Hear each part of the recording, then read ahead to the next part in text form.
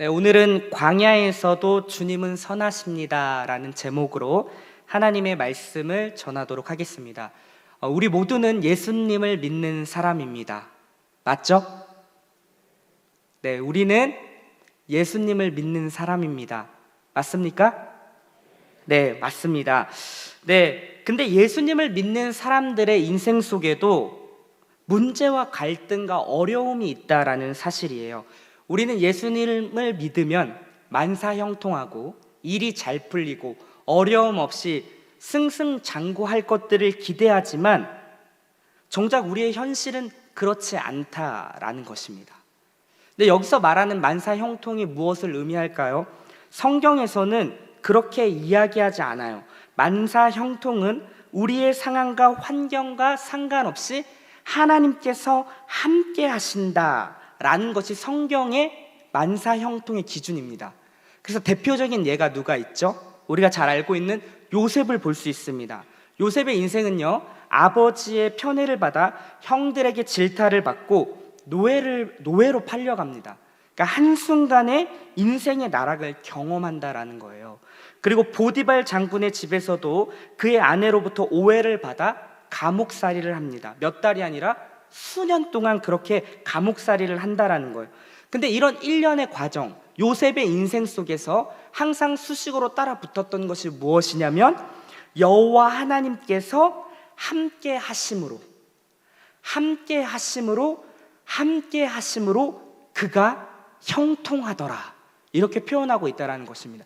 객관적인 시각으로 봤을 때 요셉의 인생은 형통한 인생이 아니죠. 누가 봐도 실패하고 낙심하고 좌절할 수밖에 없는 상황인데, 근데 그 상황을 하나님께서 함께 하심으로 형통하다라는 표현을 지금 쓰고 있다는 것입니다. 그러니까 우리가 가지고 있는 형통의 개념과 성경에서 말하는 형통의 개념이 다르다라는 것이죠. 이렇게 우리 신자의 인생에서는 어려움과 문제들이 있다 할지라도 그 삶이 형통한 인생이 될 수 있다라는 것입니다. 오늘은 이러한 내용들을 같이 좀 살펴보려고 합니다. 신자의 현실 속에서 있는 여러 가지 문제들, 어려움, 갈등, 이것은 도대체 무엇을 의미하고 그 속에서 살아계신 우리 주님은 무엇을 행하고 계시는지, 그리고 이러한 것은 우리에게 어떠한 것을 의도하고 있는지에 대해서 오늘 본문의 내용을 가지고 같이 살펴보도록 하겠습니다. 오늘의 본문의 배경은 이러한 것이에요. 이스라엘 백성들이 애굽으로부터 탈출합니다. 하나님의 인도하심 속에 애굽을 탈출하죠. 홍해도 건넙니다. 그리고 구름 기둥과 불 기둥으로 하나님께서 이스라엘 백성들을 하나하나 선하게 인도하셨다라는 것이에요.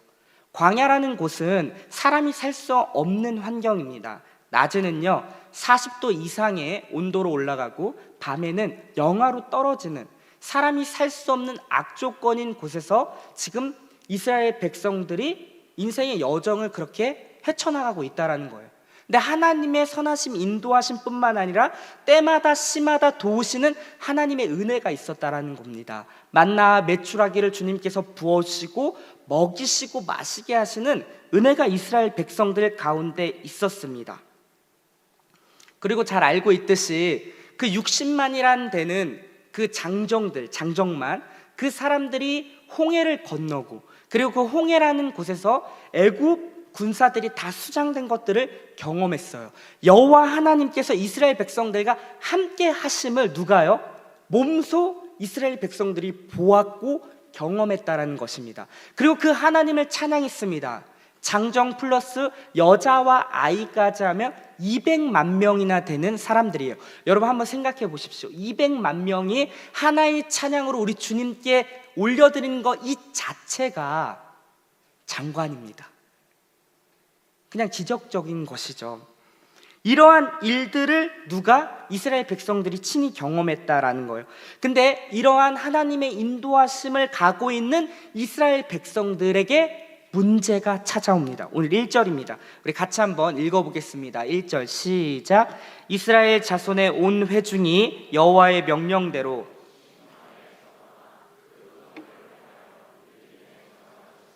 백성이 마실 물이 없는지라. 자 보세요. 지금 여호와의 명령대로예요. 그러니까 여호와의 말씀을 따라 모세가 이스라엘 백성들을 하나하나 지금 이끌어와서 어디에 장막을 쳤냐면 느비딤이라는 곳에 장막을 쳤습니다. 그런데 문제가 생겼어요. 뭐냐면 물이 없다라는 것입니다. 하나님의 이끄신 목적지에 절대적으로, 그 광야에서 절대적으로 필요한 물이 없다라는 것이에요. 근데요, 여기서 우리가 질문할 것이 있습니다. 하나님께서 명령하여 르비딤으로 가라고 했을 때 하나님이 이곳에는 물이 없다라는 것을 모르셨을까요? 아니죠. 하나님이 아셨겠죠.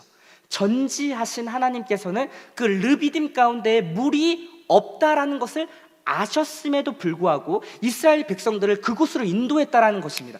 그럼 여기서 우리가 질문해야 돼요. 하나님께서 굳이 물이 없는 그 문제에 마주칠 수밖에 없는 그 르비딤이라는 땅으로 왜 인도하셨을까? 여기는 하나님의 숨은 의도가 있다라는 것입니다. 도대체 하나님의 이 숨은 의도가 무엇일까? 라는 것을 우리가 알아야겠죠.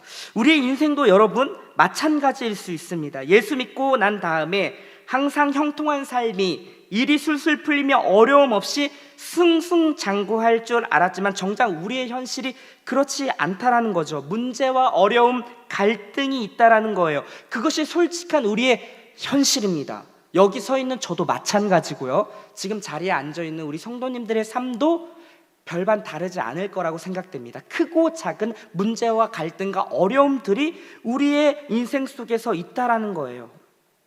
건강의 문제, 진로의 어려움, 관계의 어려움, 지속되는 취업의 준비 기간, 결혼의 문제, 재정적인 것들, 좀처럼 해결되지 않는 이런 일들이 우리 가운데 있을 수 있다는 것입니다. 그런데 왜 하나님께서는 신자의 인생 속에서 이런 어려움들을 허락하시는가? 여기에는 하나님의 숨은 의도가 있다라는 것입니다. 자, 이 의도를 같이 살펴보기 전에 우리가 먼저 나누어야 할 것이 있는데, 우리가 기억해야 할 것이 무엇이냐면 하나님은요 선하시다라는 것입니다. 우리 같이 한번 따라해 보겠습니다. 하나님은 선하시다. 다시 한번요. 하나님은 선하시다. 네, 하나님은 선하십니다. 항상, always. 그 주님은 선하신 분이세요. 내가 지금 선한 상황이 아니라 할지라도, 문제와 어려움 속에 있을지라도 하나님은 선하시다라는 것이 우리의 신앙의 고백입니다. 근데 문제는 우리가 그런 어려운 현실 앞에 있을 때 그 선하다는 고백이 좀처럼 나오지 않는다라는 것이에요. 여러분 한번 생각해 보십시오. 하나님께서 400년 동안 이스라엘 백성들이 그 애굽이라는 땅 아래에서 노예 생활을 그렇게 했는데, 그 어려움 속에서 하나님의 때가 되어 하나님께서 구원하셨는데, 너희들 거기서 이제 구원해서 더 어려움 속에 가봐라, 이렇게 하시는 하나님일까요? 아니겠죠. 구원하셔서 선한 길로 인도하시는데 그 어려움이 있다라는 것은 하나님의 숨은 의도가 있다라는 거예요. 근데 이런 문제 앞에서는 우리가 항상 어떠한 것을 표현하냐면, 우리의 입에서는, 우리의 마음속에서는 하나님의 선하심을 기억하기보다, 그 선하심을 찬양하기보다 원망과 또 불평과 그런 교만한 말들이 우리 가운데 나온다라는 것입니다. 우리 출애굽기 17장 2절을 같이 한번 읽어보겠습니다. 시작. 백성이 모세와 다투어 이르되 우리에게 물을 주어 마시게 하라.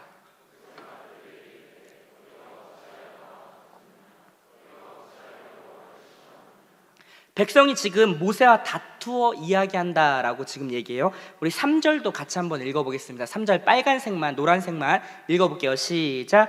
그들이 모세에 대하여 원망하여 이르되, 지금 뭐예요? 이스라엘 백성들이 도대체 왜 우리를 애굽 땅에서부터 구원해가지고 이렇게 목말라 죽이게 하느냐라고 누구한테? 모세한테 지금 이야기하고 있는 거예요. 원망하면서 다투고 있다라는 것입니다. 4절에 보니까 어떤 표현까지 있냐면 돌을 들어서 던질 것 같은 그러한 지금 표현을 쓰면서 이야기하고 있다라는 것입니다. 굉장히 공격적인 비난이었다라는 거죠. 말씀을 준비하는데 이 모세의 마음이 굉장히 공감이 되었습니다. 하나님의 부르심을 받아 이스라엘을 이끌어가는 막중한 역할을 감당하는 그 200만 명이나 되는 그 대부대를 이끌고 가야 되는 그 모세. 근데 수많은 사람들의 그 원성을 받아내는 그 모세의 마음이 얼마나 어려웠을까요? 우리 청년부 안에서도 이런저런 이야기를 받아내는데 저도 때로는 화가 납니다. 짜증도 나죠. 이걸 진짜 한번 엎어? 이런 생각도 솔직하게 듭니다. 그런데 200만 명이 되는 그 모세, 그 모든 원성을 다 받아내는 게 참 대단하다라는 생각을 했어요. 그러면서 또 생각났던 것이 무엇이냐면 우리 하나님 아버지가 생각이 났습니다. 신자들의 그 기도를 다 듣고 계시는데 그 신자들의 그 원망과 불평을 다 받아내시는 그 하나님의 아버지의 마음은 어떠할까라고 잠시 하나님의 마음을 공감할 수 있었습니다. 우리 리더 자리에 계신 분들 진심으로 심심한 위로를 전달합니다. 여러분, 그리고 우리 목사님들을 위해서 우리 이노 목사님, 그리고 부교육자, 그리고 담당 교육자, 우리 또 전도사님, 또 간사, 엘더, 직위, 순장, 리더의 자리에 있는 팀장 할 것 없이 모두를 위해서 같이 기도해 주시기를 부탁을 드리겠습니다. 사실 이스라엘, 이 모세를 향한 원망은요, 배후에 있는 하나님에 대한 원망이었다라는 거예요. 우리 17장 2절에 보니까 제가 한번 읽어볼게요. 자, 노란색 글씨만 어찌하여 나와 다투느냐, 너희가 어찌하여 여호와를 시험하느냐, 지금 이야기하는 것입니다. 그러니까 이스라엘이 너희가 어찌 나와 모세와 다투고 너희가 어찌하여 여호와를 지금 시험하느냐라고 이야기를 하고 있는 것입니다. 여호와를 시험했다, 이게 무슨 의미일까요? 사실 출애굽기 15장에 보면은 이스라엘 백성은요, 이미 마라나는 곳에서 물이 없어서 모세를 향해서 원망했습니다. 그리고 하나님께 모세가 간절히 간구함에 하나님께 그 마라나는 쓴물을 단물로 변화시켜 줬다라는 거예요. 나무를 던짐에 쓴물이 순간 단물로 변화되는 놀라운 역사들을 경험했습니다. 그리고 여러분 한번 생각해 보십시오. 이스라엘 백성들은 이미 수많은 기적들을 경험했다라는 것이죠. 애굽에서의 10가지 재앙, 하나님께서 이스라엘 백성의 지역에는 심판을 내리지 않고 그 애굽 땅의 온 지역에 심판을 내렸던 그런 일들이 10가지 재앙 속에 많이 있었다라는 거예요.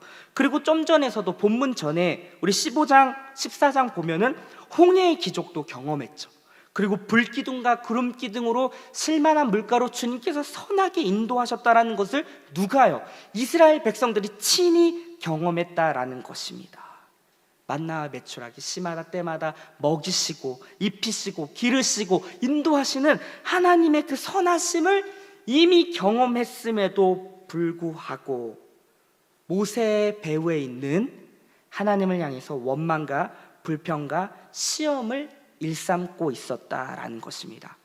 우리 출애굽기 17장 7절, 오늘 본문 마지막 절이었는데 같이 한번 하반절 읽어보겠습니다. 시작. 그들이 여호와를 시험하여 이르기를 여호와께서 우리 중에 계신가 안 계신가 하였음이라. 이스라엘 백성들이요, 여호와 하나님의 존재 유무에 대해서 지금 시험하고 있는 것입니다. 하나님이 정말 살아계시냐, 아니면 살아계지 않으시냐, 살아계신다면 어떻게 이러한 일들을 우리 가운데 보일 수 있느냐. 여러분, 우리의 인생도요 마찬가지일 수 있습니다. 우리의 삶의 여정 속에 문제를 직면할 때 우리의 태도는 어떠합니까? 주님 정말 살아계십니까? 하나님이 정말 살아계신다면 어떻게 내 인생에 이러한 일들이 벌어질 수 있는 것이죠? 하나님 정말 저 사랑하세요? 내 평생 들여 하나님께 이렇게 내 삶을 드렸음에도 불구하고 왜 나한테 이러한 어려움들이 찾아오는 거죠? 주님 정말 살아계십니까? 저를 사랑하십니까? 이런 게 우리의 태도인지 아닌지 우리 다시 한번 살펴봤으면 좋겠습니다.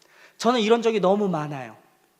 하나님에 대하여 원망하고요, 불평하고 교만했던 그런 모습들이 저한테 굉장히 많았습니다. 지금 이스라엘 백성들의 모습이 꼭 저와 같은 모습이다라는 것이.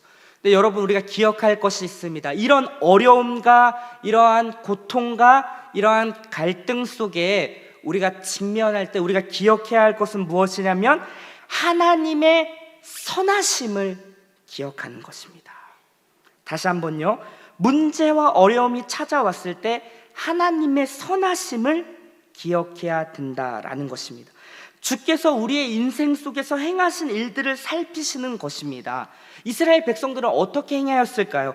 홍해를 가르신 하나님, 쓴물도 단물로 변화시킬 수 있었던 그 능력의 하나님을 기억했어야만 했습니다. 그리고 지금 이 문제 또한 그 하나님은 선하게 역전시키고 반전을 일으키실 거다라는 믿음을 갖고 나아갔어야 되는데 이스라엘 백성들은 어떻게 했죠?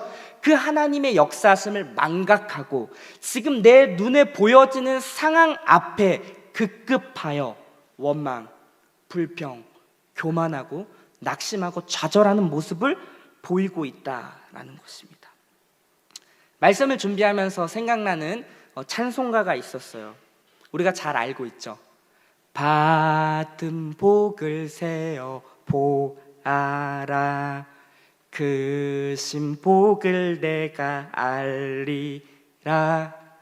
받은 복을 세어 보아라, 주의 그 신복을 내가 알리라. 무슨 찬양인지 아시죠? 모르면 안 됩니다. 모르면 큰일인데. 자, 받은 복을 여러분 세워보시는 것입니다.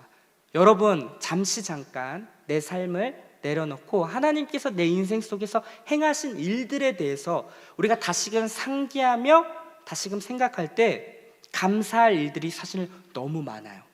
지금 내 삶에 이루어진 것들, 눈앞에 보여져 있는 나의 결핍에 대해서 우리가 낙심할 것이 아니라 그것을 잠깐 옆에다 두고 하나님께서 내 인생에 이루 놓으신 사실을 한 5분만 생각해 보십시오. 그럼 감사할 것들이 최소한 5가지 이상은 나오리라 저는 확신합니다.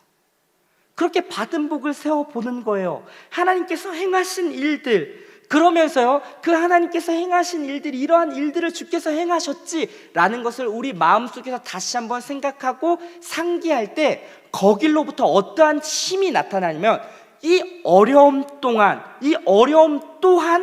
이 하나님께서 선하게 이끄실 거다라는 믿음이 거기서부터 생성되는 것입니다. 그 하나님의 일하심을 상기하고 생각할 때. 그래서 우리가 어려움에 직면했을 때 처음으로 해야 되는 거 공식처럼 그렇게 가는 거예요. 주께서 행하신 일을 받은 복을 세워보고 감사할 일들 찾아보면은 거길로부터 하나님께서 이 어려움과 이러한 갈등과 이러한 지금 고난 속에 있는 광야와 같은 나의 결핍된 인생 또한 선으로 이끄실 거다라는 믿음이 생성된다라는 것입니다. 자, 여러분, 이렇게 원망과 불평했던 그 이스라엘 백성들 앞에서 모세는요 어떻게 반응하는지 우리 좀 살펴보면 좋을 것 같아요. 17장 4절입니다. 같이 한번 읽어볼게요. 시작. 모세가 여호와께 부르짖어 이르되 내가 이 백성에게 어떻게 하리이까? 그들이 조금 있으면 내게 돌을 던지겠나이다. 여러분, 모세가 취했던 행동 너무 멋지지 않습니까? 우리의 싸움은 혈과 육에 있지 않습니다. 아까도 얘기했죠. 때로는 우리가 관계를 하다 보면 수십 번 욱하고 싶고 화도 내고 싶고 그냥 진짜 한번 엎어버릴까 이런 생각들도 솔직한 고백입니다. 있을 수 있어요. 그런데요, 우리의 싸움은 혈과 육에 있지 않다라는 거예요. 배후의 어둠에 악한 영에게 있다라는 것이.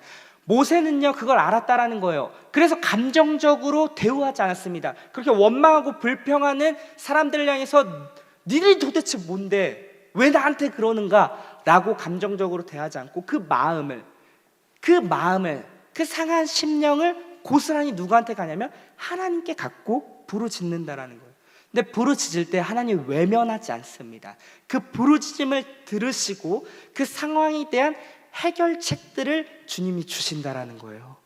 우리 리더뿐만 아니라 우리 신자들이 취해야 할 태도가 아닌가 싶습니다. 문제 앞에서 우리가 감정적으로 윽박지르고 욱하고 대하는 것이 아니라 그걸 잘 추스러 그 감정과 마음을 하나님께 토로할 때 주께서 해결책을 우리 가운데 주신다라는 것입니다. 아까도 이야기했지만 왜 인생의 문제와 어려움을 만나게 하실까?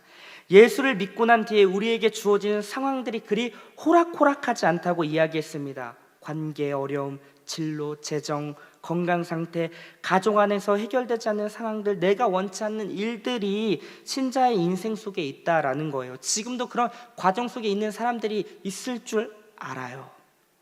하나님께서 신자의 인생 여정 속에 크고 작은 문제, 어려움을 허락하신다. 근데 여기서 이제 의도가 있다라고 했습니다. 그렇죠? 이제 그 의도를 살펴볼 거예요. 도대체 왜 하나님, 예수님 믿으면 술술 풀리고 그리고 좀 잘 되고 어려움 없이 꽃길만 갔으면 좋겠는데 왜 여전히 우리의 인생 속에서 이런 어려움과 문제와 갈등이 즐비하는 것입니까? 여러분, 여기에는 하나님의 의도가 있는데 그 어려움을 통하여 하나님은 자신을 우리에게 드러내기를 원하신다라는 거예요. 다시 한번요. 하나님께서 우리의 인생의 크고 작은 문제들을 통하여서 하나님이 어떠한 분이신지에 대해서 드러내기를 원하신다라는 것입니다.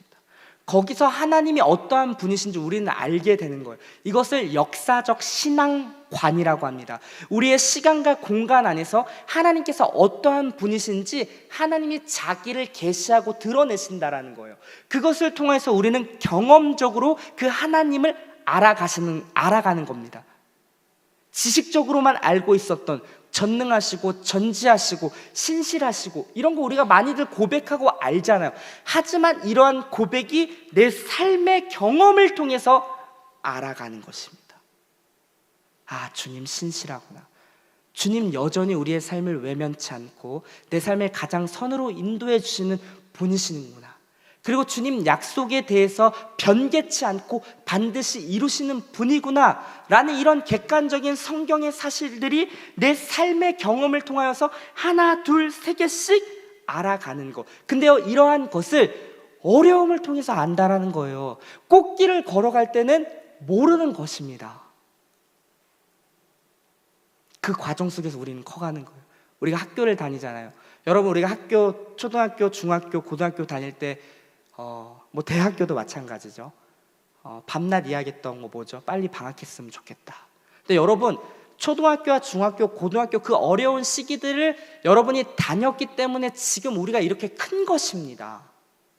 그런 어려움 없이 꽃길만 간다면요, 우리 인생의 그러한 어려움들, 그런 극복할 수 있는 내 안의 힘, 그리고 그러한 여러 가지 과정들이 우리 가운데 나타나지 않는 거예요.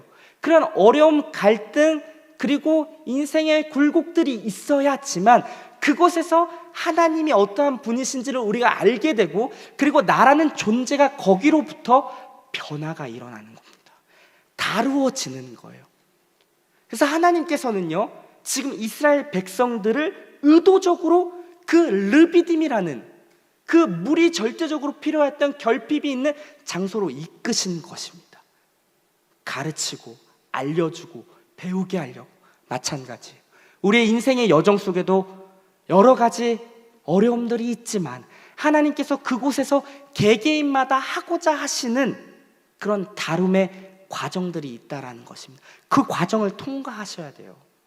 그리고 내가 커야 됩니다. 내가 커야 되는 것입니다. 하나님이 그것을 나를 목적한다라는 거예요. 그러니까 하나님이요, 우리의 인생 개개인을 목적한 바가 있다라는 사실을 우리가 이해하셔야 된다라는 거예요. 하나님이 내가 원하는 정도의 이렇게 기도했을 때 들어주는 차원의 신으로 머물지 않고 그거를 뛰어넘는 하나님의 목적하심을 우리 개개인의 인생의 여정 속에서 이루신다라는 거예요. 그리고 그 하나님이 어떠한 분이신지를 보여주신다라는 것입니다. 그러면서 우리는 커가는 거예요. 그래서 하나님이 우리한테 무엇을 하는 것을 1차적으로 원하시지 않습니다. 우리 존재 자체에 관심이 있는 거예요.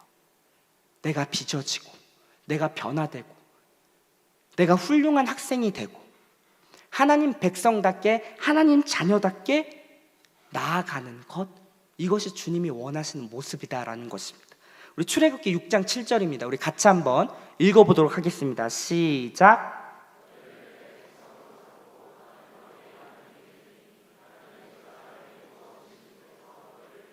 너희의 하나님 여호와인 줄 너희가 알지니 너희를 내 백성으로 삼고 나는 너희의 뭐예요?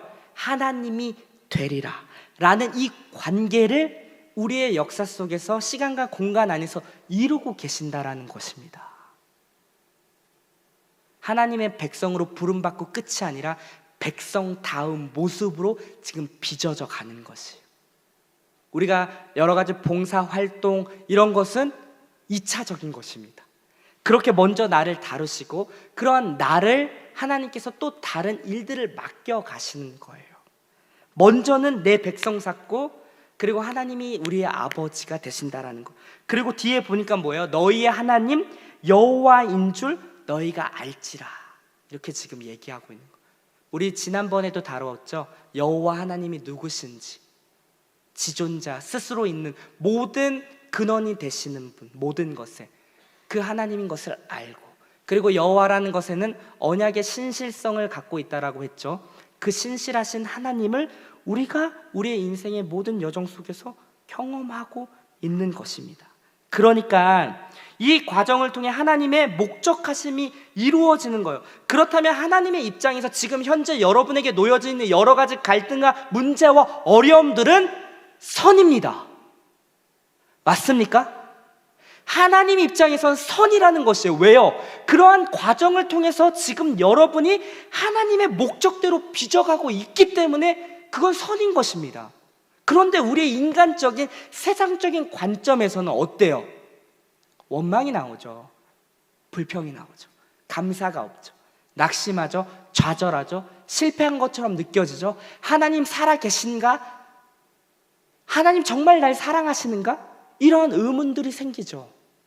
여러분, 이러한 큰 그림이 우리 가운데 그려지지 않는다면, 이런 안목이 없다면 하나님에 대해서 우리를 오해할 수밖에 없는 거예요. 벌 주시는 하나님, 하나님은 안 사랑하나 보다 나를, 하나님 존재하지 않는 것 같아, 진짜 살아계시는가? 이러한 것이 끊임없이 우리 안에서 나오는. 그러나 하나님은요, 지금도 여러분의 인생 속에서 가장 선하셔서 선하게 인도하고 계신다라는 것이 성경의 증언이고, 그리고 우리의 신앙의 고백이다 라는 것입니다. 여러분 어떠세요? 여러분 인생 녹록지 않죠? 네, 여러 가지 말로 다 표현할 수 없는 여러분 깊은 곳에 있는 그 아픔, 상처, 갈등, 해결되지 않는 그 상황들.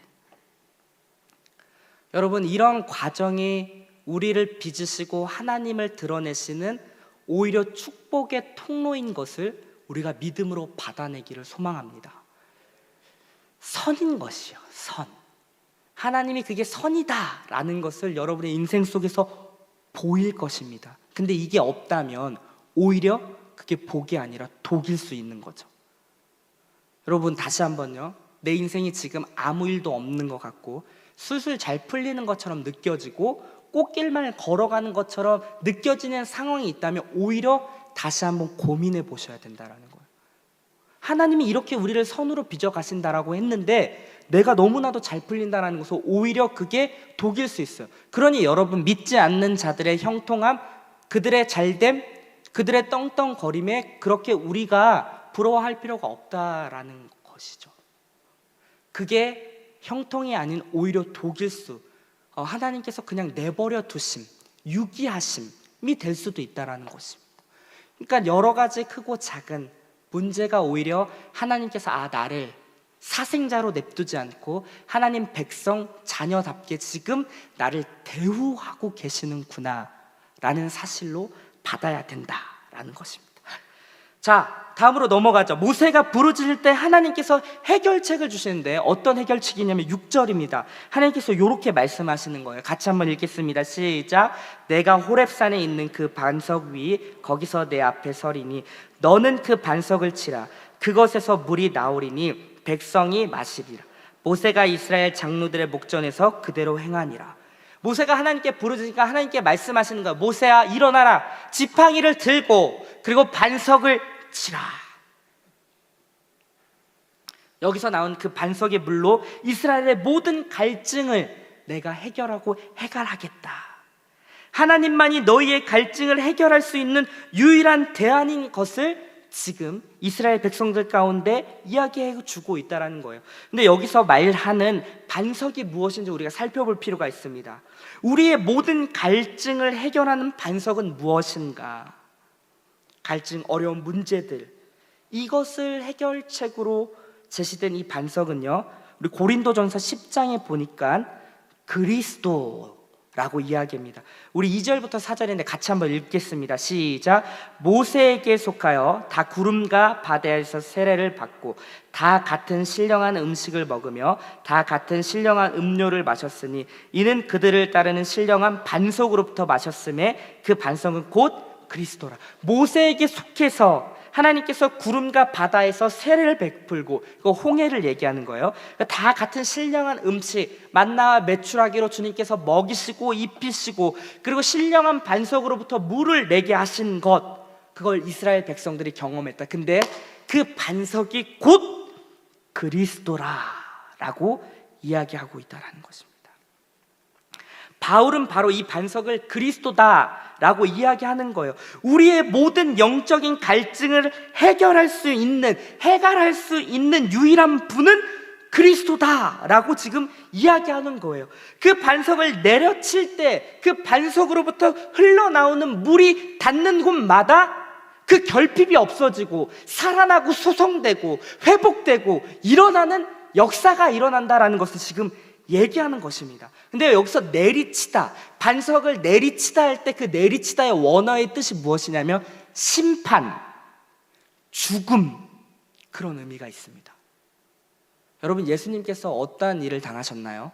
십자가상에서 모든 심판, 우리의 모든 죄를 다 끌어안고 내가 받아야 할 그 심판을 누가 받았죠?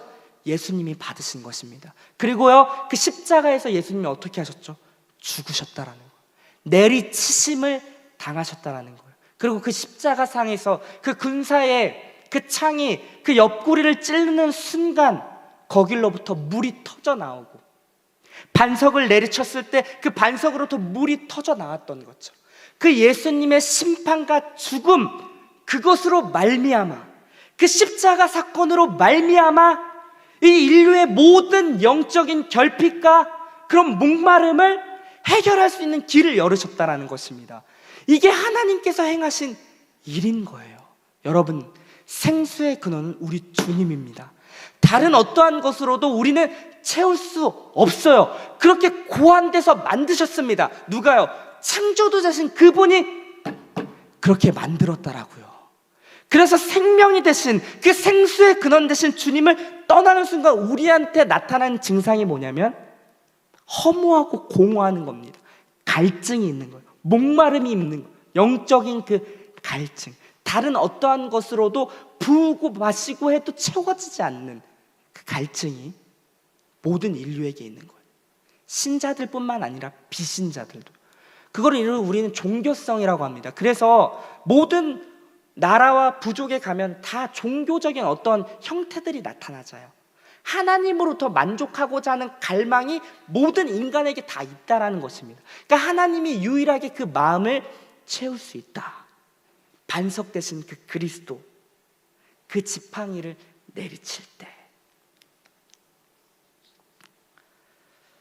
이 예수님의 사건이 지금 오늘 본문에도 담겨져 있다라는 것입니다. 근데요, 여러분 알겠지만 출애굽 내내 하나님께서는 이 예수님을 선언하고 선포했어요. 우리가 잘 알고 있듯이 10가지 재앙, 그 10번째 장자의 죽음에서 어린 양의 그 죽음, 그 피, 문설주, 좌우 임방과 문설주의 그 어린 양의 피를 묻히면 패스오버, 유월한다, 넘어간다라는 그 예수님을 예표했고, 그리고 홍해를 건널 때도 예수님을 예표하죠. 어떻게 해요? 애굽으로부터 죽어가는 이스라엘 백성, 그리고 가나안으로부터 살아나는 이스라엘 백성의 모습, 예수님과 함께 죄에 대하여 죽고 의에 대하여 살아나는 모습이 홍해 가운데 있다라는 것입니다. 그것이 아까 읽었던 세례 아닙니까? 세례의 의미가 뭐예요?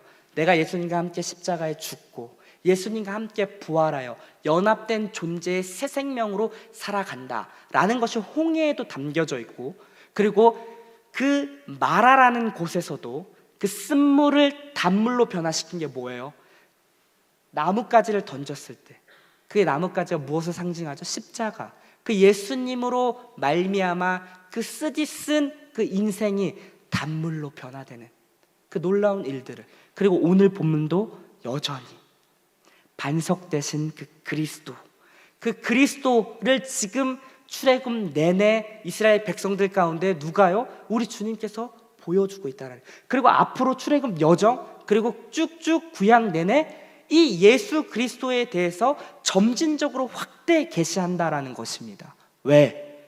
예수님만이 우리의 유일한 구원자요, 소망이요, 그리고 우리의 모든 영적 갈급함을 채울 수 있는 대안이기 때문입니다. 그래서 구약 내내 이렇게 얘기하는 거예요. 이사야 55장 1절입니다. 우리 같이 한번 읽겠습니다. 시작. 물로 나오라. 요한복음 7장 37절입니다. 우리 같이 한번 읽겠습니다. 시작.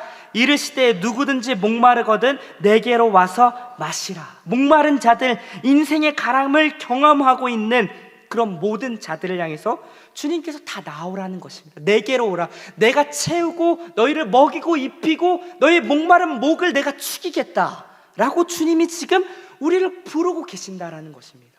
여전히요, 우리뿐만 아니라 세상 사람들을 향해서도 지금도 세상 안에서 어떻게 하면 이런 갈증들을 해결할 수 있을까 수많은 것들을 찾아보고 내 안에 들이붓고 하지만 여전히 부면 부을수록 갈증은 더 심해지는 우리의 현실, 우리의 현장, 그런 곳에서 주님이 여전히 초청하고 있답니다.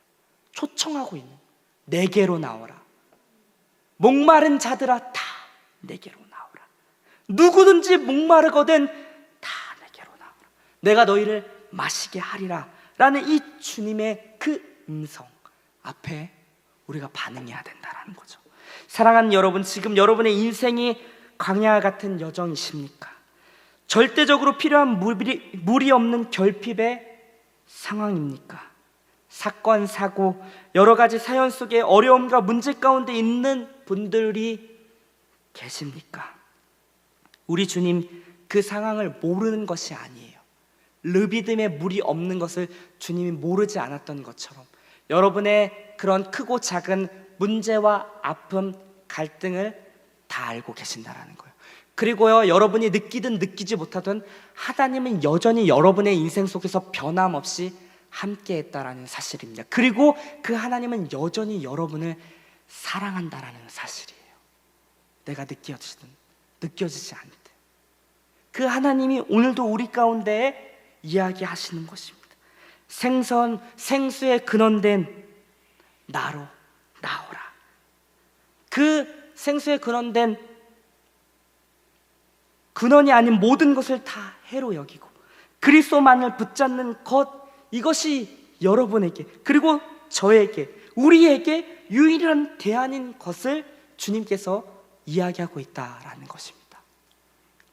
여러분, 광야에서도 우리 주님은 여전히 선하십니다. 여러분이 지금 아픔 속에, 어려움 속에, 문제 속에 있을지라도 이해되지 않는 상황, 도대체 왜 나한테 이러한 일들을, 이러한 상황들을 허락하셨나, 이러한 의문과 질문들이 많은 여러분의 인생 속에 이 말씀이 지금 말씀하고 있는 것입니다. 여전히 그 상황 속에서도 우리 주님은 선하고 우리의 인생이 가장 선한 길로 인도함을 받고 있다는 사실, 여러분이 기억하며 바라옵기는 이번 한 주를 살 때에도 그 주님을 더욱 의지하고 또 신뢰함으로, 우리 주님과 함께 동행함으로 우리에게 주어진 삶을 넉넉히 살아낼 수 있는 우리 모두가 되기를 주님의 이름으로 축원합니다. 우리 같이 한번 찬양하시죠. 광야를 지나며 라는 찬양입니다. 왜 주님이 우리의 인생의 여정 속에 광야와 같은 상황들을 허락하실까요? 오늘 말씀이 좀 우리의 그런 질문의 대답이 되었을까요? 여러분, 우리 모두는 그래요. 어려움이 있습니다. 문제가 있습니다. 저도 여러분 앞에 말 못할 사정들이 있어요. 여러분도 있겠죠? 근데 하나님이 그 문제와 아픔과 상황과 상처를 다 아신다라는 것입니다. 그리고 그것을 통해서 하나님을 더 알게 하고 그리고 우리를 하나님 백성답게 빚으시는 그 숨겨진 하나님의 의도가 있다라는 것, 여러분이 기억하셨으면 좋겠습니다. 그러한 내용을 가지고 이 말씀 기억하며 우리 같이 찬양함으로 주님께 나아가도록 하겠습니다.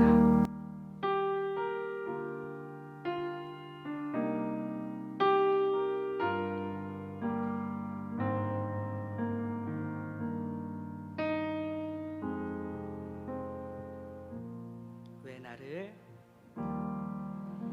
깊은 어둠 속에 홀로 두시는지, 어두운 밤은 왜 그리 길었는지, 나를 고독하게 나를 낮아지게 세상 어디로 기댈 곳이 없게 하셨네.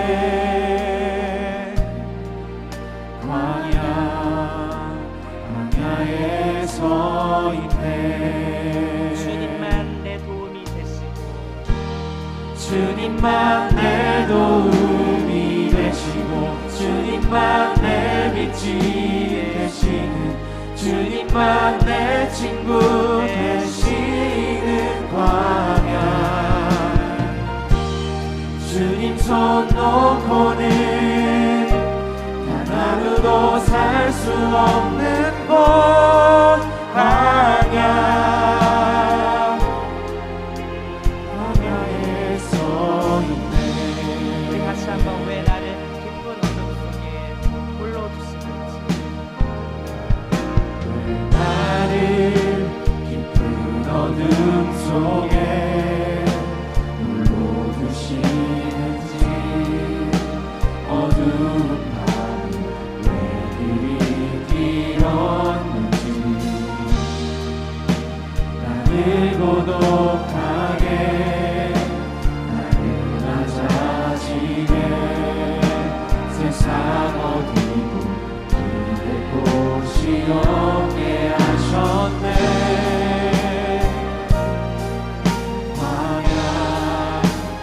광야에 서 있네. 주님만 내 도움이 되시고, 주님만 내 도움이 되시고, 주님만 내 빛이 되시고, 주님만 내 친구 되시는 광야.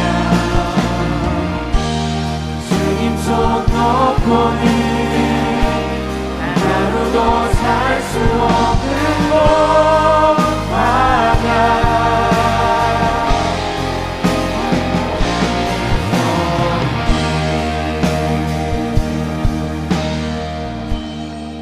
우리 같이 한번 기도했으면 좋겠습니다. 이 시간 기도할 때 여러분, 광야와 같은 인생의 길을 걸어갈 수 있어요. 지금 우리의 삶의 현장이 아무것도 기댈 곳 없는 그런 광야와 같은 인생, 나 홀로 서 있는 것 같고 혼자 있는 것 같고, 하나님은 살아 계시지 않는 것 같고, 하나님은 날 사랑하지도 않는 것 같고 하는 그런 느낌이 드는 상황이 있을 수 있습니다. 그런데 하나님 여전히 우리와 함께 하십니다.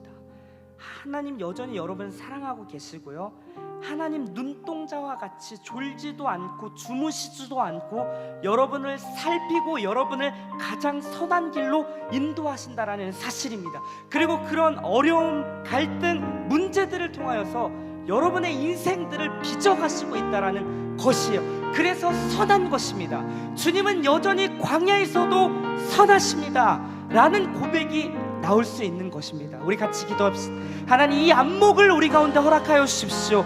그런 상황 속에서도 우리 주님을 바라볼 수 있는 그런 안목을 우리 가운데 허락하여 주시고, 그리고 우리의 모든 영적인 결핍을 채울 수 있는 분은 우리 주 예수 그리스도 한 분이신 것을 기억하며 그 주님 더욱 붙잡고 그 주님 더욱 신뢰하며 나아갈 수 있는 나의 인생이 될 수 있도록 주님 붙잡아 주시옵소서, 도와주시옵소서. 그렇게 우리의 인생을 주님 손에 맡겨드리며 우리 함께 기도하며 나아갑시다. 하나님 아버지, 시간 우리가